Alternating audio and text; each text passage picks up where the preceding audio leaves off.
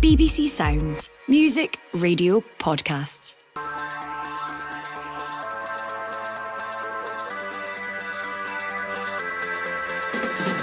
Hello, I'm Phil Goodlad and this is the Scottish Football Podcast. It's your news, your views, your analysis, everything you need from our beautiful game.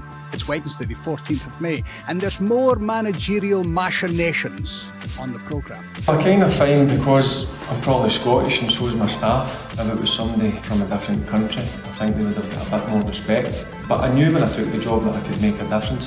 Barry Ferguson defines his record as Rangers are linked with Davide Ancelotti. And we've got some action to look forward to tonight. You know, it's in our hands. We still presented with a real opportunity to finish on a high. We needed to win, we did it, and we needed to win, and now the fight continues. The battle at the bottom of the league could be settled this evening, and last night threw up more drama in the Premiership playoffs. It's McGowan, and then it's smashed in off the underside of the bar, and it is Danny Wilson this time with a fabulous finish, and Livingston have silenced Firhill. Livingston in the driving seat ahead of Friday's second leg. The Scottish Football Podcast from BBC Sport Scotland. Great to have your company this morning. What a morning it is. The morning after Bryan Adams sang his little heart out in Glasgow last night. And despite me only having 4 hours sleep, I am delighted to say that we've got a couple of old rockers with us this morning. Michael Grant, the Times Scottish football correspondent, dreaming that it was again the summer of 69, and Lee Miller, a man who thinks he's in heaven almost every morning when he's on the podcast. Gentlemen, good morning. Oh. I would love to promise you that that's the last Bryan Adams pun I will get in the next 15 to 20 minutes, but I fear not. Listen, lots to discuss. Let's kick off, Lee, with this simple question for you. Who is Davide Ancelotti? Good question. Good question. I don't know enough about him to comment on it, but he's obviously a big name. His dad's done it all. So it's interesting that Rangers are linked with him. But they're going to be linked with so many. I think I listened to Barry Ferguson's press conference yesterday and he knows that they're going to be linked with so many, but he still wants a job deep down. He still wants it. He wants a crack at it, which is interesting. The reason I threw you to the lions there is that it's a question that has been asked over the last 24 to 48 hours. Who is Dave Ancelotti, as my taxi driver said the other day? Davide Ancelotti, of course, Michael Grant, the man that's being linked heavily with Rangers. The view is that Rangers have approached Real Madrid to speak to their assistant boss, where he is working with his dad, Carlo. Your take on the Spanish link with Rangers? Yeah, it was a strange story the way it came out because the Spanish media have gone very big on it. They're very certain that Ancelotti was going to be the next Rangers manager. They even talk about who his assistant manager would be that would come with him from the Real coaching staff, and also that he would stay for these 2 games with Brazil. That when his father Carlo takes charge of Brazil, they've got 2 World Cup qualifiers in June. And Davide, apparently, and not Dave, as the boy driving the car said the other day. No, Dave Ancelotti. So apparently, anyway, so he'll be staying with Brazil for those 2 games, and then he would be coming over. But when we started to sound out Rangers people, they were a lot kind of cooler and calmer about the possibility of that. I mean, I think he's on a list. There's no question that he's been considered by Rangers and being looked at seriously. But whether that transpires that he is a manager yet, I don't know. It's fascinating. As Lee says, he's a big name, but it's his father's name, isn't it? You know. I listened to a podcast actually that he did, the son. And he's interesting. He clearly knows a lot about coaching. This is a guy that I think it would be too easy to dismiss him as he's his dad's son, and he's got his jobs because of that. I think there's clearly a lot more to him than that. But whether that makes him the right man with the right skill set to take on a job with this much pressure on it, Lee, that's a different question. All the back pages this morning focusing on a comment that Barry Ferguson made yesterday, and I want to come to Barry Ferguson in a moment. But comment about Rangers not being a project that you're actually appointing a manager of Rangers Football Club. It's not somebody to start a project and try and build it forward. I find that difficult to comment on because I think every club's a project, to be honest. I think there's always been talk of Rangers having a rebuild, then it's a rebuild. There's going to be a massive turnaround in players, so possibly it's that he's been asked about, being a project. But Rangers are a massive club. Everybody knows that. But in terms of project, I think it's going to be a project. Like, it's going to be players in, there's going to be players out. You need to find a style. The new manager coming in has to implement his style very quickly. So no, I think it'll be very interesting over the summer to see who takes that job and to see which players stay, go. It'll be the Scottish football at its finest. Michael, I wonder about Barry Ferguson. We were speaking in the office yesterday ahead of the pre-match press conference that he gave, and it was almost a case of how can we ask Barry Ferguson the same question but slightly differently from the last 15 times we've asked him. I mean, he goes before the microphone. First question is, do you expect to be a contender for the job? Second question is, if it's not you, who? Third question is, have you heard much about Davide Ancelotti? And he said yesterday that if he was a foreign manager, Michael, people would maybe give him a wee bit more respect for the job he's done in interim charge at Ibrox. Does he have a point? Well, first of all, Phil, asking roughly the same questions to the same people is what we do every week of the year. This is our job. This is Scottish football, Michael. Putting a slightly different spin and interpretation on the questions and the answers. This is our bread and butter. So let's get that out of the way, first of all. Did he have a point about the respect? Actually, I'm not sure that I do agree with that, because I think the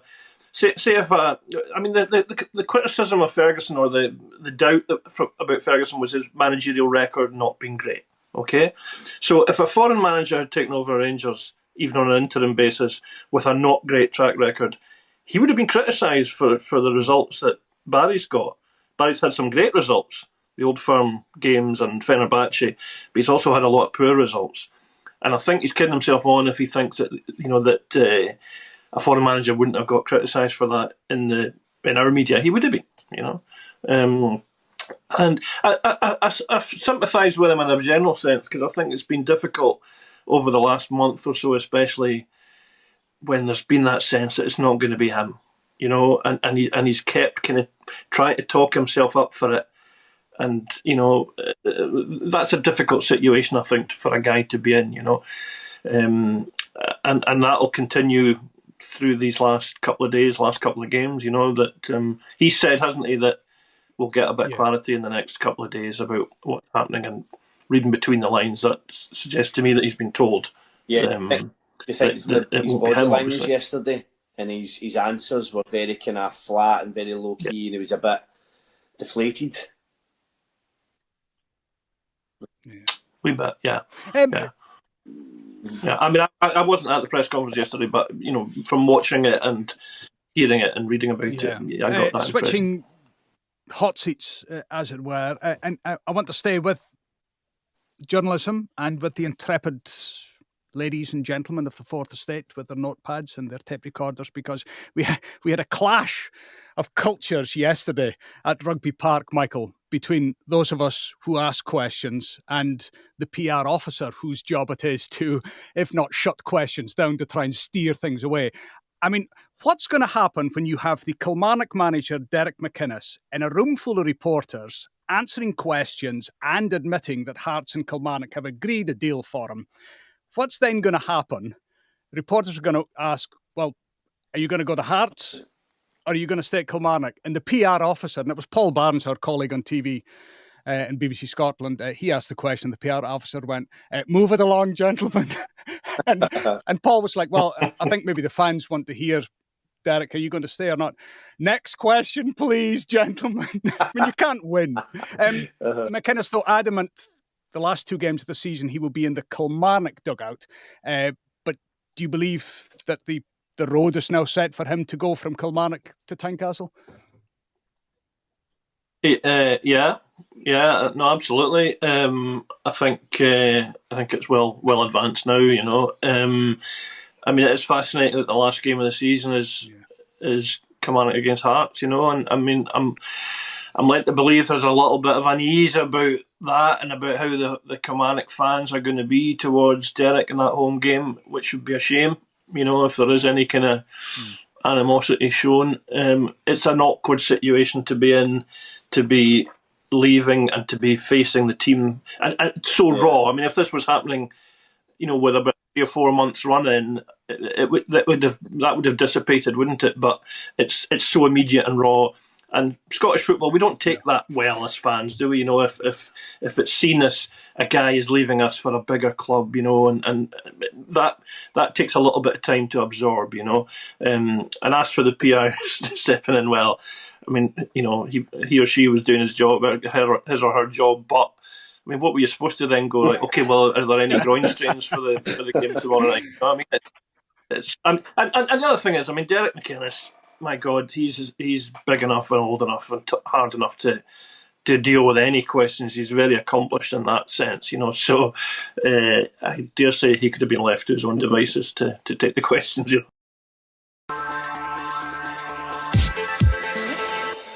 Listen, enough of this idle gossip and speculation. There's actual football to focus on. Lee, Dundee, Ross County, Dines Park tonight. Dundee win, they're safe. Ross County win, they're more than likely safe because St Johnstone go to Hearts, and the chances of them turning Hearts over at the moment seem rather bleak given the run of both clubs at the moment. Do you think we'll have clarity at the bottom come 10 o'clock tonight? I can see it going all the way. I genuinely can. There'll be so much nerves.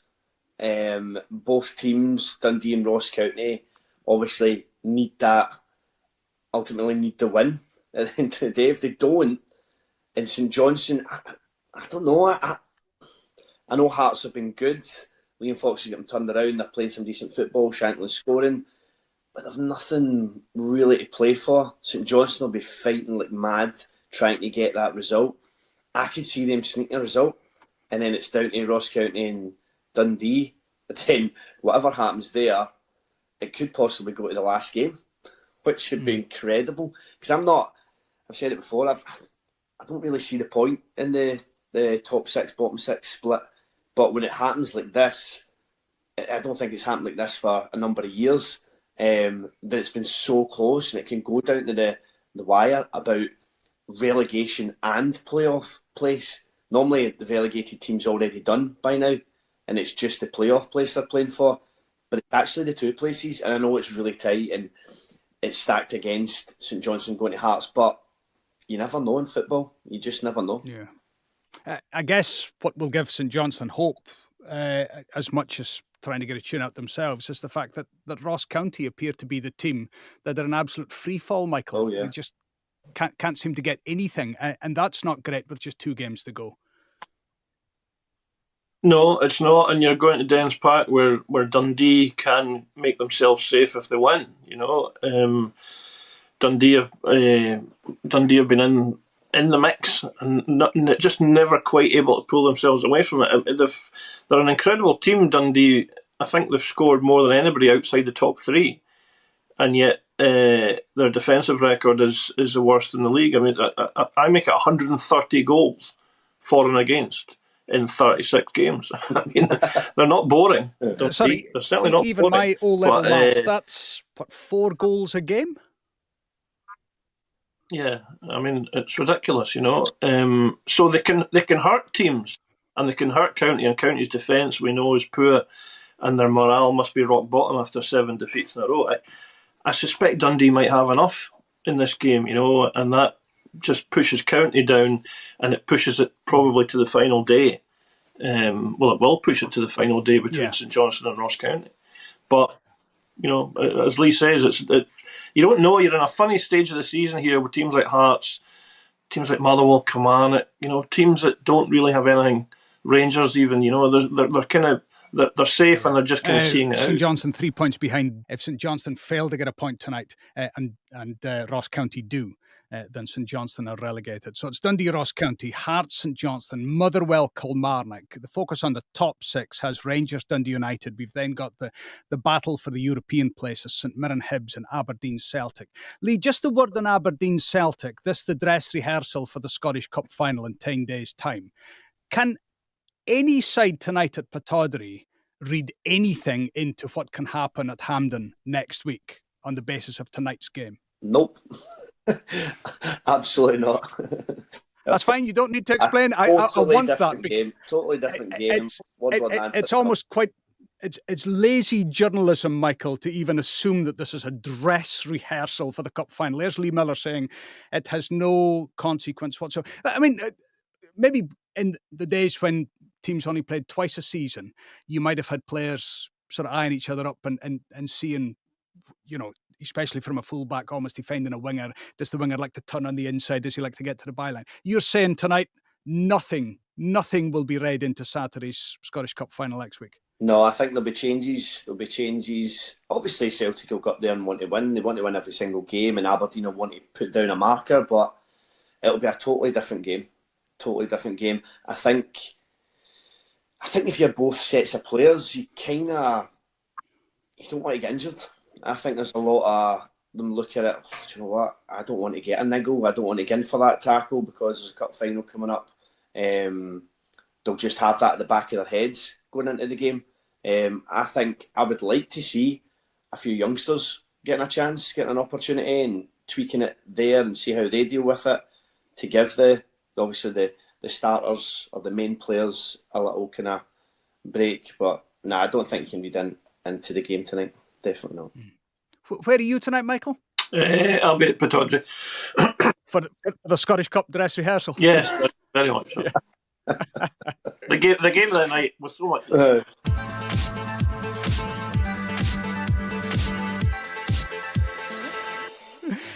Last night, Livingston beat Partick Thistle 2-0. Great line from David Martindale, who, after watching Danny Wilson in the second half try an overhead kick, said of the big defender, he's getting ambition and ability mixed up. But Wilson got the second goal, 2-0 lead. I mean, Lee, to take a 2-0 lead going into Friday's second leg at home, you would heavily back Livingston to get the job done. Yeah, you would. I think I felt really sorry for Partick Thistle because of those 2 extra games and their squad's not as big. You need a big squad. It really takes its toll. The playoffs for the third and fourth position team in the Championship are virtually impossible. They're so difficult. You've got so many games, thick and fast. You've got, Tuesday, Friday, the games? That's difficult. Back-to-back weeks. And they were dropping like flies. Big Ashcroft goes off his hamstring. Beth, I think, was the first half. And they were just makeshift, and they'll be makeshift again on Friday. And I felt sorry for them. They gave everything. And Brian Graham just has that last chance. I think it was McGowan or Wilson just gets a wee nick on the ball. It kind of puts him off, and he puts over the bar. You put your mortgage on him scoring that, the form he's been in as well. So I think it's going to be too much for Partick. But credit to David Martindale. They looked really strong. They looked organised. They came out second half and they bossed it. Brian Graham hardly got a touch of the ball. Down to the 2 centre-halves, the 2 experienced centre-halves, McGowan and Wilson. I thought they were excellent last night. So they have got a know-how. They've been there. David's been there before and knows how to get the job done. And I'm sure he'll take care of business. Yeah. All the pictures this morning, the back pages, focusing on David Martindale at the end, saluting his fans with the biggest watch I think I have ever seen in Scottish football. It's the sort of watch that you see the Wimbledon champion scramble around in his bag to try and get on because he's got $1 million contract with one of the big watch suppliers. I mean, this thing, Michael, David Martindale could have been a diver last night with the size of this watch. The effort it must have taken for him to salute the fans with this thing on his wrist. If you get a chance to look at it, it's quite the timepiece. It's good that you're not going over the top about this. Listen, I've had 4 hours sleep. I've got Brian Adams in my ear and David Martindale's watch on my mind. What else can I say? Tell you the other thing that I do have on my mind. Dear old Dick Campbell and his bonnet. The League One playoff last night, East Fife beating Annan 3-2. 3 sent off, including the East Fife manager, who says he hurled his bonnet to the ground in disgust at a decision not being given. The referee sent him a red card. Michael, it's the game is done. Oh, the game's gone. The game's gone. When you can't even take your bonnet off. The game's gone, eh? Surely he's been sent off for that over the years before throwing the bonnet down. Surely. He said on Good Morning Scotland this morning, our intrepid reporter Brian McLaughlin was speaking to him after the game, and he said, Dick Campbell says, there's no crack anymore, Brian. There's no crack. And Brian says, but it's not the first time you've been sent off. He says, for throwing my bonnet down. He says, I take my bonnet and throw it down when I'm speaking to the wife at home. 3-2 though, East Fife in the driving seat for that one in the final. Lee, just a word on, it's almost too easy to slip into there's no more characters left in Scottish football. I think it's fair to describe Dick Campbell as a veteran manager in Scottish football. We will miss him when he goes, because every time that we have a reporter at a game with Dick Campbell, we get something. He's good, he's raw, isn't he? He just tells it how it is. And I tell you, that bonnet could be... People could think it's a weapon, throwing that bonnet around. You never know what damage that could do. Like Odd Job and James Bond, he could be throwing it. You never know. He can switch like that, But no, he's great to have in Scottish football, and he will be a miss when he does eventually pack it in. But no, he's still life in the old dog yet. Yeah. Listen, before I go, favourite Brian Adams song, Michael Grant? Oh my God! Wow. Oh, you're hitting us now at this time of the morning. I thought you were going to say Brian Graham was doing the singing. See when you first come on, I thought you were going to say Brian Graham was all over it. Yeah. I don't think after last night. I can only think of Summer of '69. What else is? This is terrible. What else has he done? It's Only Love. The best one's got to be the one. Run to You. What's that, Lee? Was it the one from Robin Hood he done? Everything I do for you. Yes, that's the one. I'm not choosing that, Lee. Come on. You're such I'm a soapy guy. You're a sap, Lee Miller. There's not a guitar anywhere near that song. Listen, let's draw this nonsense to a close because the producer is shouting my ear. Michael Grant, Times football correspondent, thank you. Lee Miller, always great to have you on. A man of the people, a rocker at heart, and a softie when it comes to a love ballad. Thank you for joining us this morning. Listen, remember, Sports Sound tonight. All the action from a packed and stacked card in the men's Premiership. Also to look out for Behind the Goal, the Scottish Women's Football Podcast. Hibs can win the title tonight if results go their way. Sportsound will also have you covered with that one. Finally, before I go, and the usual plea from me, because my job depends on it, turn your notifications on. Don't ask me why it matters. The producer says it matters, so who am I to argue against him? So push notifications and you'll get it dropping at your phone or wherever you listen to your podcasts, or you can just go to BBC Sounds and click on play. For now, though, I'm Phil Goodlad. Enjoy our beautiful and wonderful game, and we'll speak to you soon. For everything you need to know about your team this season, download the BBC Sport app.